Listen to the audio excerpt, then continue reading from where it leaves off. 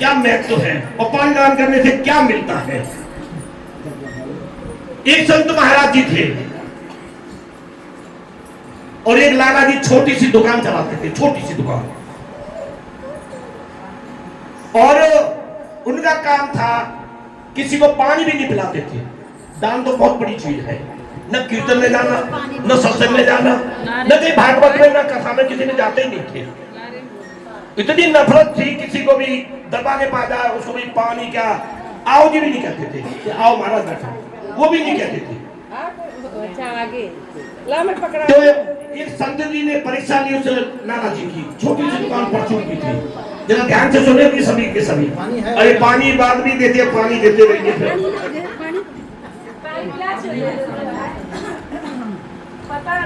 तो वो संत महाराज जी पहुंच गए वहां पर। संत महाराज जी ने कहा भिक्षा दे, जो संतों का काम है भिक्षा मांगना। जो गृहस्थी है, सबसे बड़ा आश्रम है गृहस्थ आश्रम।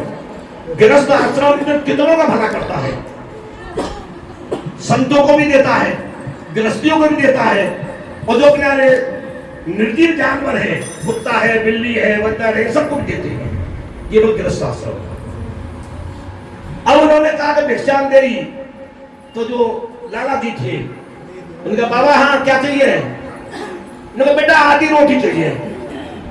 भाई तू तो आधी रोटी की बात कर रहा है, मैं तेरे को पानी भी नहीं पिलाऊंगा, मैं जानता नहीं मैं कौन हूं, मैं कंजूस हूं और मक्खी चूस, पूरे काम में फेमस हूं। मैं ना कीर्तन में 1 रुपया चढ़ाता हूं और मैं जाता ही नहीं हूं, तो चढ़ाऊंगा कहां से। अब वो कहने लगे संत महाराज भाई देखो रोटी तो तुमको देनी पड़ेगी, भाई मैं दूंगा ही नहीं, तू भाग जा। अब उन्होंने लाला जी ने अपनी दुकान पे जो कस्टमर थे अपने, तो उनको डील करने में लग गए। वो बाबा बाहर ही खड़ा रहा।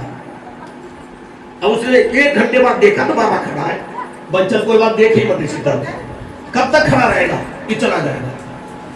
शाम हो गई, वो बाबा वहीं पर खड़ा। उसने कहा बाबा तू रात भर खड़ा रहे, पर मैं तेरे को आधी रोटी क्या, मैं चौथा भी नहीं दूंगा। भाई कोई बात ना बच्चे, रात को भी वही खड़ा रहा। अगला दिन हो गया, उसने कहा कि बाबा तो फिर मेरी बेइज्जती कराएगा, गांव वाले कहेंगे बाबा जी इसकी दुकान के सामने खड़ा है, इसको आधी रोटी नहीं दे सकता। तो उसने कहा बाबा आधी रोटी दे दूंगा। वो कहने लगा मैं 2 रोटी लूंगा, अब आधी नहीं लूंगा, 2 लूंगा। वहां के साथ तेरी डिमांड तो बढ़ती जा रही है, मैं कुछ नहीं देता, खड़ा रहे। उस बाबा को 2 दिन हो गए, गांव वाले भी सोचने लगे बाबा दुकान के सामने खड़ा है, एक तो इतना बड़ा कंजूस है, इसको रोटी भी नहीं खिला सकता। उसने कहा बाबा अगर 2 रोटी दे देता हूँ, 2 दिन के बाद में कि 2 रोटी दे दूंगा जब बाबा। वार की नहीं अब पेट भर के खाऊंगा, 2 रोटी नहीं खाऊंगा तो पेट भर के खाऊंगा। उसने कहा बाबा चल ठीक है, मैं सोच के बताता हूँ। थोड़ी देर फिर सोचने लग गया, 2 घंटे 3 घंटे फिर निकल गए।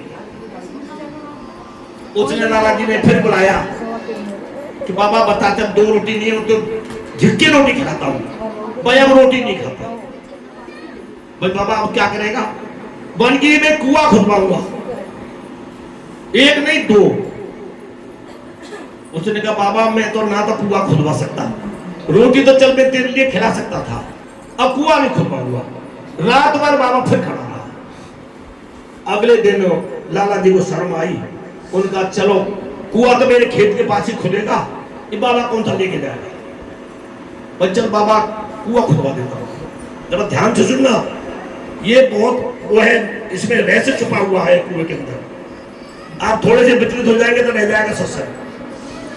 अब 2 कुआं खुदवा दिए बाबा ने, बाबा के उस लाला जी ने। बाबा ने कहा कि भाई देखो ऐसा है, जो मेरे वाला कुआं है ये तो मेरा है और ये तेरा कुआं है। मेरे वाले कुएं को पत्थर ऊपर से रखवा दे, इसे बंद कर दे। बस ठीक है बाबा, और अपने वाले को चालू कर दे और गांव में डोरी पिटवा दे, क्योंकि कुएं का पानी बहुत मीठा है और गांव में तेरा पानी ऐसा नहीं है जो मीठा है। और गुरु महाराज के पास से हमारा ट्यूबवेल का पानी भी 93 से 93 से पानी की सेवा की थी, आपको शायद पता हो, जब वो हम रहने वाले शायद सबको पता होगा। और ऐसा पानी उस एरिया में नहीं था। 20-20 घंटे ट्यूबवेल चलता था। नगला रोड से पानी भरने आते थे वहां पर, और रात भर लाइन लगी रहती थी मीठे पानी की। और साथ में कॉम्प्लेक्स वालों ने एक ट्यूबवेल लगाया। 3 साल बाद उन्होंने अपना पानी टेस्ट किया, वो खारा। हमारे वाले को टेस्ट करने वो मीठा। उनको भाई तुम्हारा पानी कितने लेवल पे है? मैं लेवल कुछ नहीं पता। ये गुरु महाराज उद्घाटन करके गए थे, श्री गुरु महाराज जो आपके सामने फोटो में है, ये उद्घाटन करके गए थे। यहाँ पूरे एरिया में खारा पानी है, परंतु ये उनकी कृपा से मीठा है पानी। गुरु महाराज ऐसे ही वो बाबा ने जब वो बंद करा दिया और पूरे गांव वाले वहां से पानी भरने लग गए, तो कुएं का पानी भी और बढ़ने लग गया। जितना तुम पानी निकालोगे उतना कुएं का जो स्रोत है उसके, तो पानी का लेवल है ऊंचा होता जाएगा। और देखिए संतों की कृपा, उस लाला की जो छोटी दुकान थी वो छोटी से बड़ी हो गई, बड़ी से और 4 गुनी बढ़ गई। नौकर चाकर काम करने लग गए। वो संत कहने लगा भाई ऐसा है मैं 5 साल 6 साल के बाद फिर आऊंगा दोबारा। वो चला गया संत। 10 साल के बाद में वो संत महाराज जी वहां फिर पहुंचे। और लाला जी क्या, लाला जी तो पूरे साहूकार बने बैठे थे, सफेद कपड़े, तख्त पर सफेद गद्दे बद्दे डाल रखे थे, नौकर चाकर काम कर रहे थे, मुनीम लगे हुए थे, और गोदाम 3-4 गोदाम थे उन लाला जी के परचून के।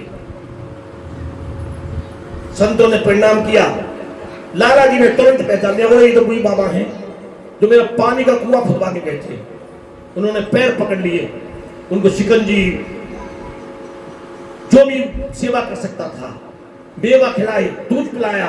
उनके भाई देख कैसा है, ये तो मैंने तेरे ग्रहण कर लिए, पर कुएं पर चल और गांव वालों को भी ले चल, जो 10-20 नंबरदार हो, जो प्रधान हो, यहाँ का सरपंच हो गए कुएं पे।